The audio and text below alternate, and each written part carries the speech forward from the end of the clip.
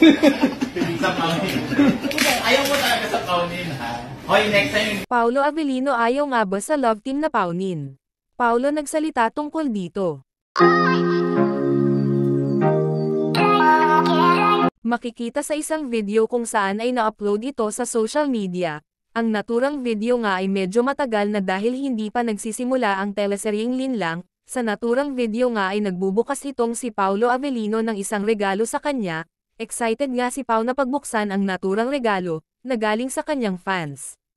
Naririnig nga sa isang video na may nagtatanong kay Paolo Avellino kung saan ay tinanong nito kung ayaw ba talaga ni Paolo Avellino ng love team na Paunin.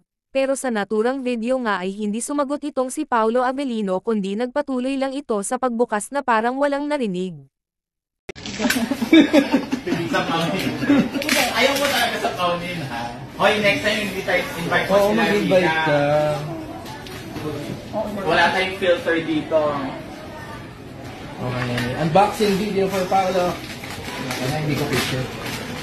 Wow, ano kayong laman yan? Picture namin ni Pau.